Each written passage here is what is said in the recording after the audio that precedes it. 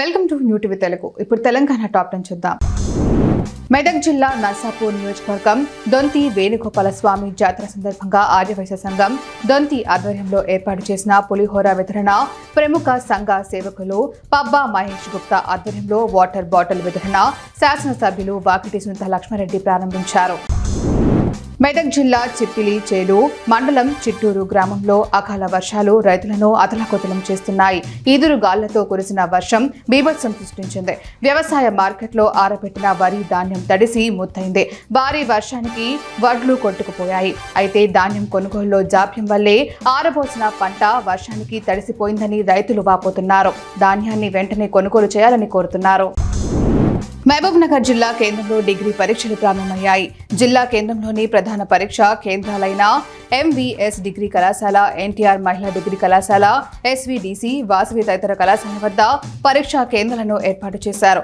ఆయా పరీక్షా కేంద్రాల వద్ద పోలీసులు పటిష్ట బందోబస్తు కూడా ఏర్పాటు చేశారు. మహబూబాబాద్ జిల్లా నెల్లికుదురు నరసింహుల గూడెం గ్రామంలో గురువారం నుండి కోరగుట్టు లక్ష్మీ నరసింహస్వామి జాతర ఉత్సవాలు నిర్వహిస్తారు. స్వామివారి కళ్యాణం కోసం సర్వాంగ సుందరంగా ఆలయం ముస్తాబు చేశారు. జాతర సమీప ప్రాంతాల ప్రజలు భారీగా తరలి వస్తున్నారు. ఇక్కడ స్వామివారికి ఏ కోరిక కోరుకున్నా వెంటనే తీరుతుంది అని భక్తుల నమ్మకం. సూర్యాపేటలో రేషన్ కార్డు సన్నబియ్యం పథకంలో కల్తీగా వస్తున్న ప్లాస్టిక్ బియ్యం. ఇలాంటి ప్లాస్టిక్ బియ్యం కల్తీగా రావడం ప్రజల ఆరోగ్యానికి హానికరమని ఓ మహిళ గుర్తించారు. దయచేసి ఈ సన్న బియ్యంలో ప్లాస్టిక్ బియ్యం రాకుండా చూడగలరని ప్రభుత్వాన్ని కోరుతున్నారు. పొరపాటున ఇలాంటి బియ్యం మరింత ఎక్కువగా ఉంచితే చిన్నపిల్లలకు, వయసులో ఉన్న పెద్దవాళ్లకు ప్రతి ఒక్కరూ అనారోగ్యమైన బాధితులుగా మారే అవకాశం ఉంది అన్నారు. కొల్లాపూర్ పట్టణంలోని స్టేడియంలో పర్యాటక, సాంస్కృతిక, ఎక్సైజ్ శాఖ మంత్రి జూపల్లి కృష్ణారావు మార్నింగ్ వాక్ చేశారు.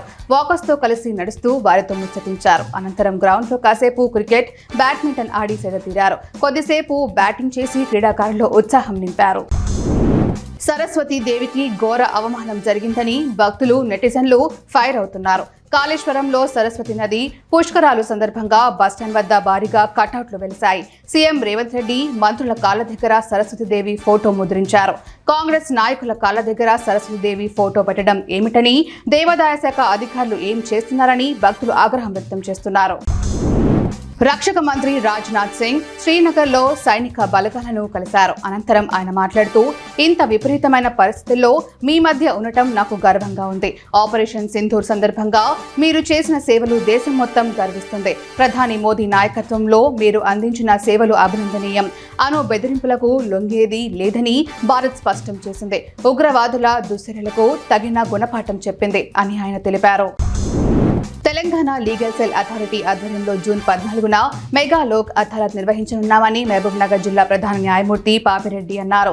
జడ్జి పాపిరెడ్డి మాట్లాడుతూ, కక్షిదారులు రాజీ మార్గమే రాజమార్గంగా తమ సమస్యలను పరిష్కరించుకోవాలన్నారు. ఈ అదాలత్లో బ్యాంకు, మోటార్ యాక్సిడెంట్లు, insurance, check bounce, matrimony, criminal తదితర కేసులు పరిష్కరించుకోవాలన్నారు. కక్షిదారులు పాల్గొనాలని కోరారు. చొప్పదండి శివకేశవ ఆలయానికి ఒక ప్రత్యేకత ఉంది. శివకేశవ ఆలయాలు రెండు ఎదురుగా ఉంటాయి. కళ్యాణి చాళుక్య ప్రభువు కాలంలో దేవకబ్బే అనే మహిళా క్రీస్తు శకం 1009లో చేసిన ఒక శాసనమే ఈనాటి శివకేశవ ఆలయం. ఈ శాసనం దేవకబ్బే రూపొందించిందని ఆనాటి శాసనాల ద్వారా తెలుస్తోంది. ఈ రకంగా శంభుని గుడికి 1017 సంవత్సరాల చరిత్ర ఉంది. ప్రతి సంవత్సరం ఫాల్గుణ మాసంలో జరిగే జాతరకు ప్రజలు వేలాదిగా వచ్చి దర్శించుకుంటారు.